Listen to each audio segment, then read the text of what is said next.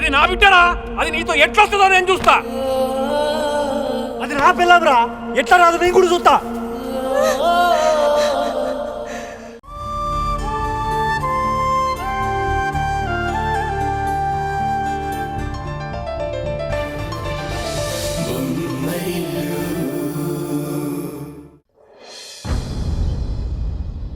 నువ్వే ప్రపంచం అనుకుంటూ బతుకుతున్న ఆ పిచ్చి తల్లికి పెద్ద సమస్య అవుతుంది కదా, అది అర్థం కావడం లేదా నీకు?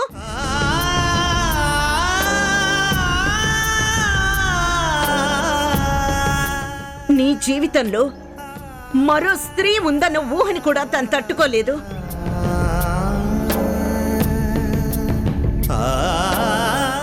అలాంటి మనిషితో నీ భర్త మరో స్త్రీతో కాపురం చేసి బిడ్డని కంటున్నాడు. ఆ బిడ్డను తీసుకొని నీ బిడ్డగా పెంచుకో తల్లి అని ఎవరు చెప్తారు? ఎలా చెప్తారు? నువ్వే చెప్పాలమ్మా, నువ్వే చెప్పాలమ్మా, నువ్వే చెప్పాలమ్మా.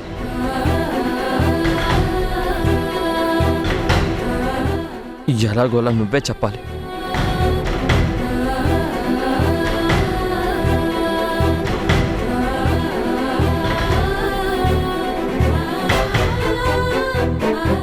ఉషా చాలా సెన్సిటివ్. ఈ విషయం తనకి చెప్పే ధైర్యం నాకు లేదమ్మా.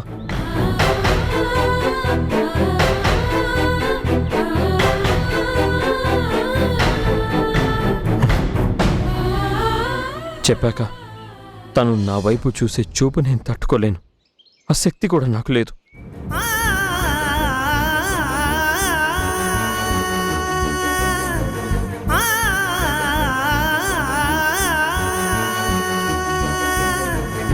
ఈ విషయం తెలిసాక ఉషని ఓదార్చడానికి నా దగ్గర మాటలు కూడా లేవు.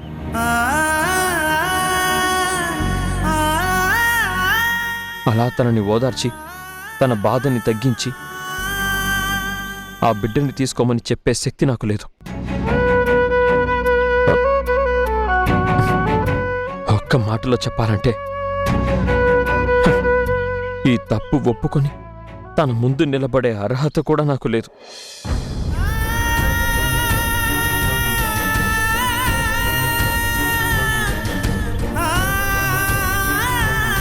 అందుకే నువ్వే ఎలాగోలా ఉషకి చెప్పి తనని ఒప్పించి ఆ బిడ్డని మనం తీసుకునేలా చెయ్యమ్మా, ప్లీజ్.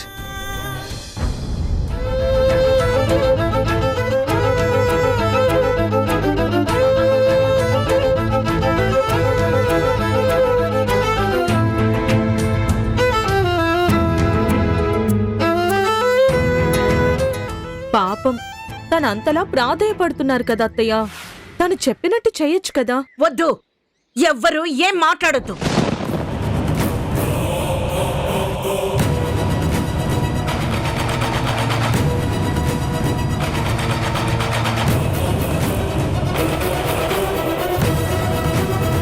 కాసేపు నన్ను ఒంటరిగా వదిలేయండి.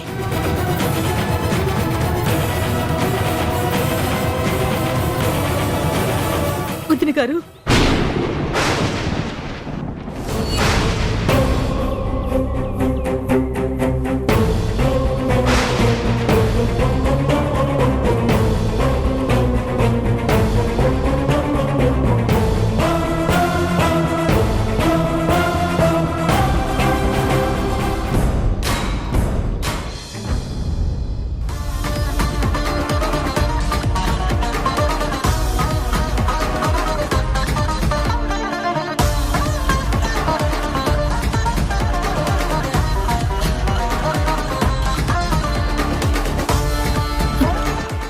వదిన గారు, నా బిడ్డకి అన్యాయం చేయొద్దు.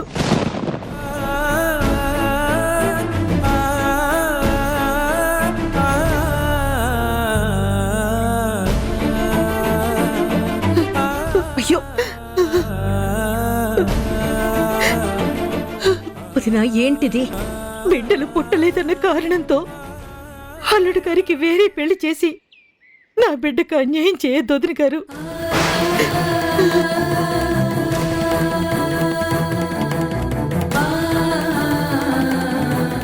సంతాన యోగం అనేది ఆ దేవుడు తలరాతలో రాస్తాడే తప్ప మన చేతిలో ఉండదు కదా వదిన గారు.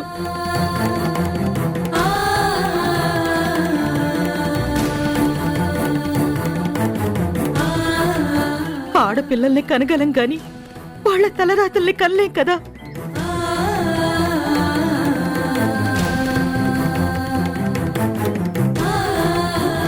నా బిడ్డకి బంగారం లాంటి భర్తని, దేవత లాంటి అత్తగారిని, తండ్రిలా చూసుకునే మావగారిని ఇచ్చిన ఆ దేవుడు సంతానం విషయంలో చిన్న చూపు చూశాడు.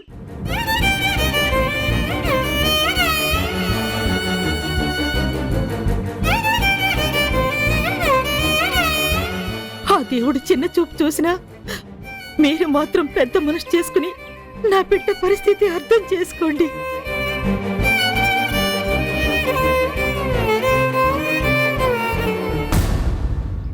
దాని కాపురాన్ని నిలబెట్టండి.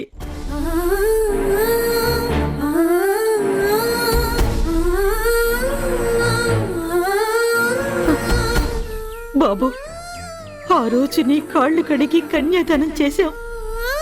కావాలంటే ఇప్పుడు నీ కాళ్ళు పట్టుకుని ప్రాధాన్యపడతాను. ఏం చేస్తున్నారు మీరు? అల్లుడు కొడుకుతో సమానం అంటారు. కొడుకు కాళ్ళు ఏ తల్లైనా పట్టుకుంటుందా?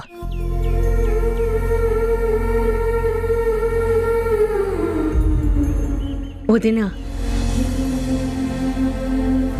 అసలు ఉషాకి మేము అన్యాయం చేస్తామని ఎవరు చెప్పారు మీకు? ఎవరు చెప్పలేదమ్మా. కానీ చెప్పుడు మాటలు విని మీ మనసులు మారుతాయేమోనని. చెప్పుడు మాటలు విని మారిపోయేంత బలహీనమైన మనసులు కావు చెల్లెమ్మ మావి.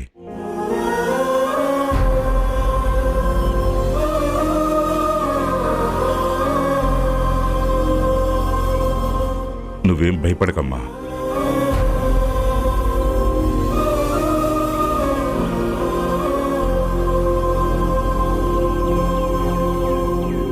నా కంఠంలో ప్రాణం ఉన్నంత వరకు మీ అమ్మాయికి ఎలాంటి అన్యాయం జరగదమ్మా.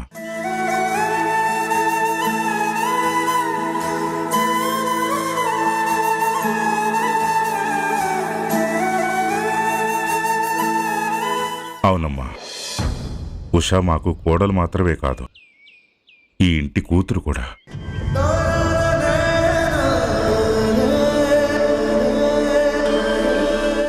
అలాంటి కూతురికి ఏ తల్లిదండ్రైనా అన్యాయం చేయాలని చూస్తారా?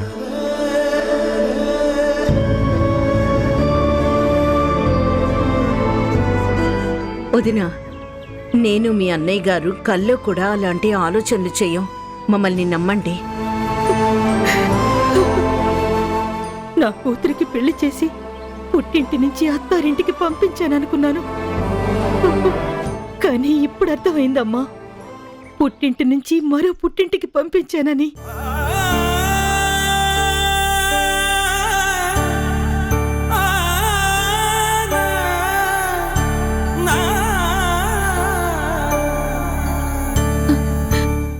అమ్మా హారిక, ఉషా విషయం నాకు చెప్పి చాలా మంచి పని చేసావమ్మా.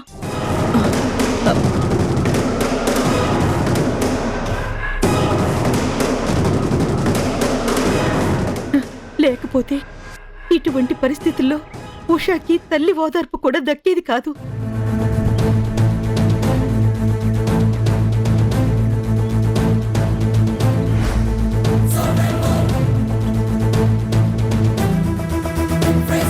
ఉషా ఎదురు చూస్తూ ఉంటుంది. వస్తాను వదిన గారు. వస్తాను అన్నయ్య గారు. ఒక్క నిమిషం అమ్మా. రే కిరణ్, అత్తయ్య గారికి తోడుగా వెళ్ళు.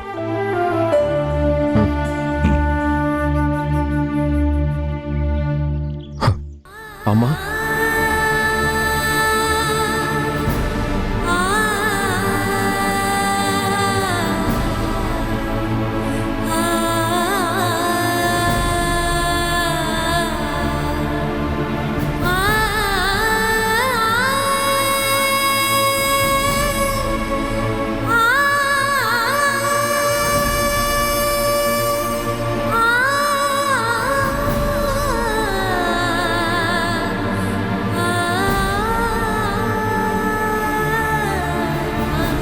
హారిక, ఉషకి పిల్లలు పుట్టరనే సంగతి ఆవిడకెందుకు చెప్పావు?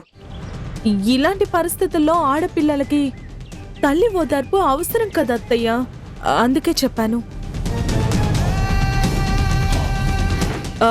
తల్లొచ్చి ఓదార్చిన తర్వాత ఉషాకిప్పుడు చాలా ఉపశమనంగా ఉండుంటుంది.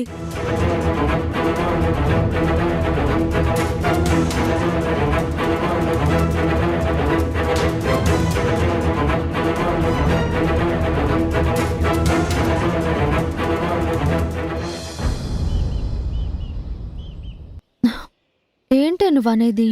అవును ఉషా, ఆంటీ ముందర ఎక్కువ మాట్లాడలేకపోయాను. మీ వారిని ఒకసారి మా హాస్పిటల్కి తీసుకొస్తే మళ్ళీ టెస్టులు చేయిద్దాం.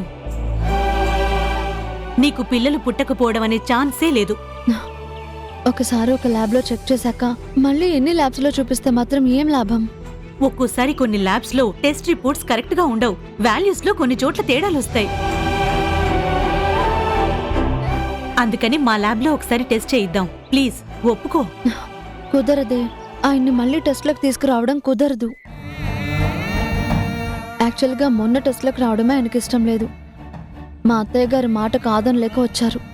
ఓకే, ఆయన్ని టెస్ట్లకు తీసుకురావద్దు. ఆ రిపోర్ట్స్ నాకు పంపించు. ఆ రిపోర్ట్స్ మా సీనియర్ డాక్టర్స్ కి చూపిస్తాను. వాళ్ళతో డిస్కస్ చేసి ఆయనకి ట్రీట్మెంట్ ఇవ్వడం వల్ల ఏమైనా ఉపయోగం ఉంటుందేమో తెలుసుకుంటాను. ఓకేనా? ఓకే.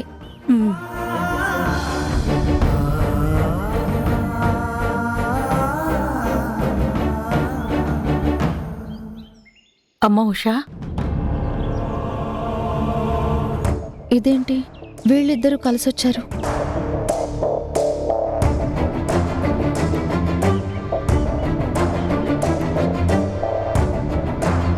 రా. సుప్రియ, మా వారు కిరణ్. ఏవండి, నా friend doctor Supriya. Hello. Hello. సరే ఉషా, నేను హాస్పిటల్కి వెళ్ళాలి. బాయ్. బాయ్. బాయ్ అండి. బాయ్. Bye aunty.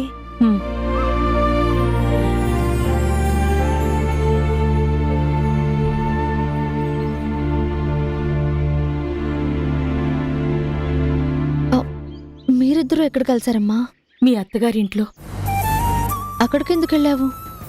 నీకు పిల్లలు పుట్టరు కదా అని అల్లుడు గారికి వేరే పెళ్లి చేస్తారేమో అన్న భయంతో అలా చేయొద్దని వాళ్ళని బ్రతిమాలుకోవడానికి వెళ్ళాను. ఏంటమ్మా ఇది?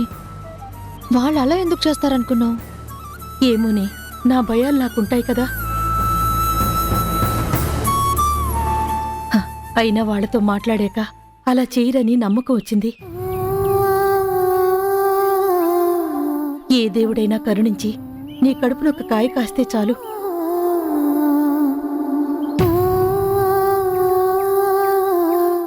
అవునే, రేపు కార్తీక పౌర్ణమి కదా. మీరిద్దరూ ఉపవాసం ఉండి చక్కగా శివాలయానికి వెళ్లి ఆ పరమేశ్వరుడి దర్శనం చేసుకుని దీపం వెలిగించండి. ఆ పరమేశ్వరుడు దయ చూపించాడంటే మీ సమస్య తీరిపోతుంది. ఏవండి, ఏమంటారు? మీ ఇష్టం. అలాగే అమ్మా, రేపు గుడికి వెళ్ళొస్తాం. వెళ్ళొస్తానమ్మా. వెళ్ళొస్తాను అల్లుడు గారు. పదమ్మా.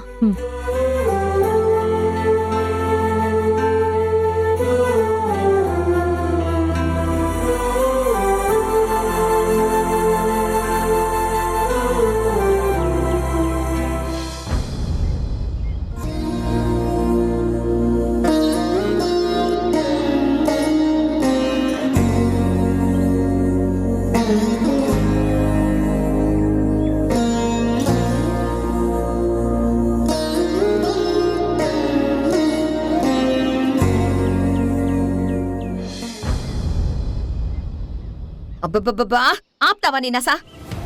నువ్వు నసన్నా చిన్నప్పుడు వసెక్కు పోసారన్నా.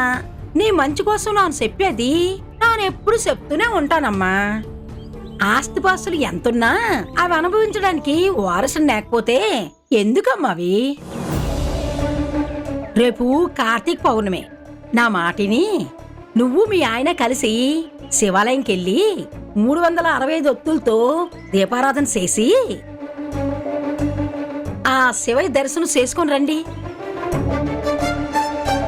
కార్తీక పౌర్ణమి రోజు అలా చేశారంటే 365 రోజులు శివ దర్శనం చేసుకున్నంత పుణ్యం వస్తాదమ్మా.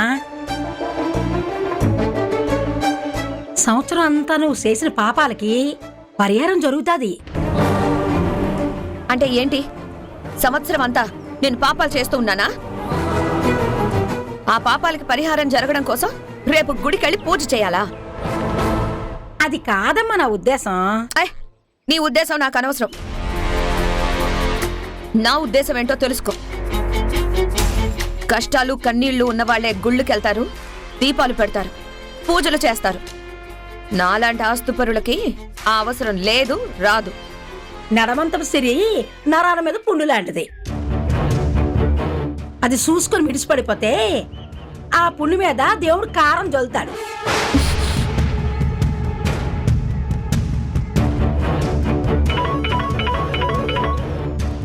అదిగో ఫోన్ మోగినది.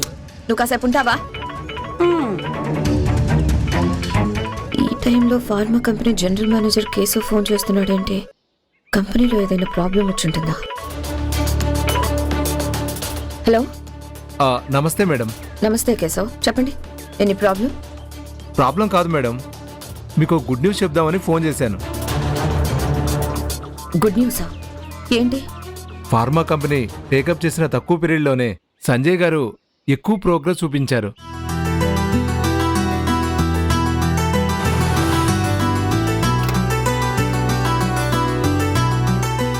ఈ టర్మ్ అకౌంట్ చూశాను మేడం, మంచి ప్రాఫిట్స్ వచ్చాయి.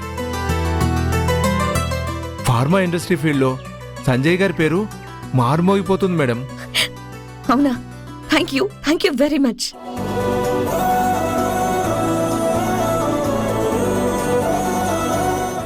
ఓకే, నేను మళ్ళీ కాల్ చేస్తాను. Okay madam.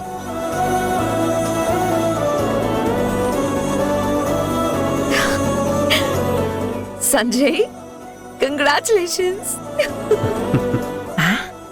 ఓలమ్మో, నాకు నీ మీద ప్రేమ లేదు సంజయ్, నువ్వు సంపాదించే ప్రాఫిట్స్ మీదే ప్రేమ.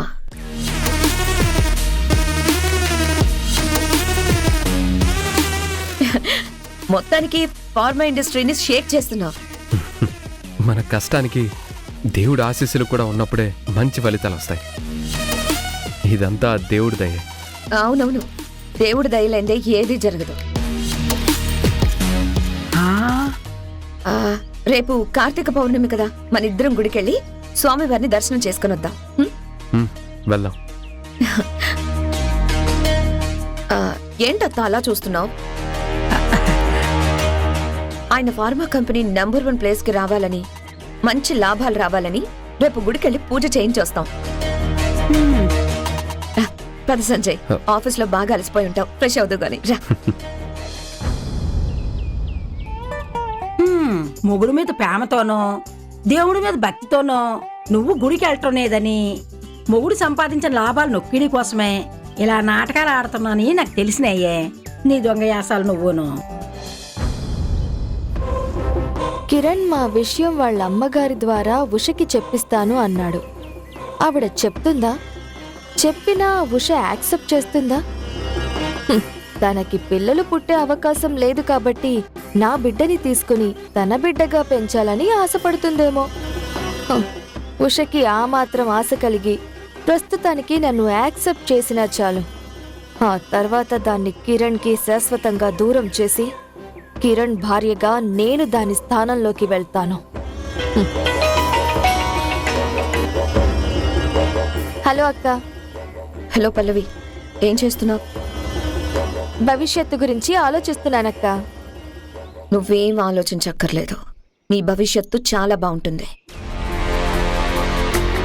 నువ్వు కోరుకున్నట్టు ఉష అడ్డు నీకు తొలగిపోతుంది. ఆ రోజు తొందరగా రావాలని దేవుణ్ణి కోరుకుంటున్నానక్క.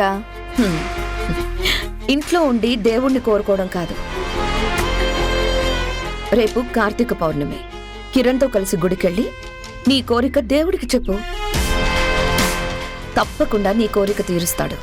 ఇప్పుడున్న పరిస్థితుల్లో కిరణ్ నాతో గుడికి రావడానికి ఒప్పుకుంటాడో లేదో అక్క.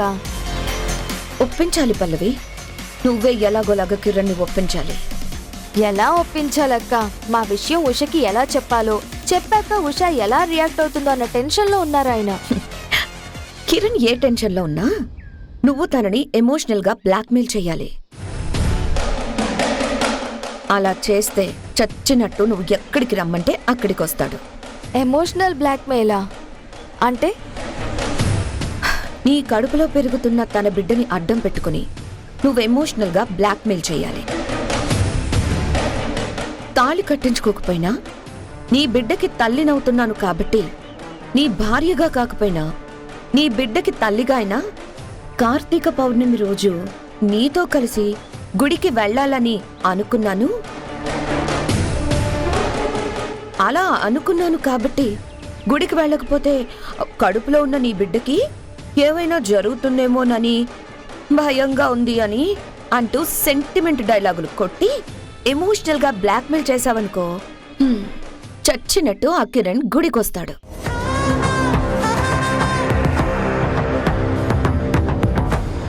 మంచి ఐడియా అక్క. ఈ ఐడియాని ఫాలో అయిపోతాను. అక్క, నాకు చిన్న డౌట్.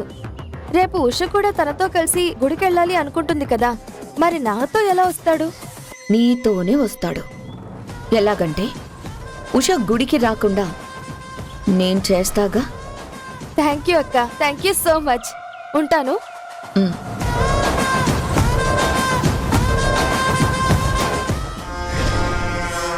వసే ఉష, నువ్వు నీ మొగుడికి దూరం అవ్వడం అనేది రేపు కార్తీక పౌర్ణమితోనే మొదలవుతుంది.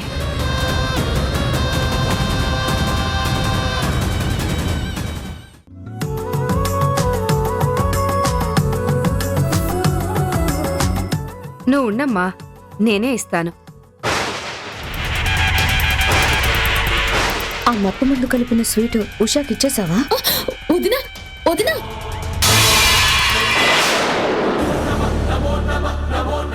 ఉషా పరిస్థితి చూస్తుంటే ఇంకా గుడికి వెళ్ళడం కుదరదేమో అనిపిస్తుంది. ఈ సంవత్సరం కార్తీక పౌర్ణమికి గుడికి వెళ్లే అదృష్టం వీళ్ళకి లేదు అని సరిపెట్టుకుందాం.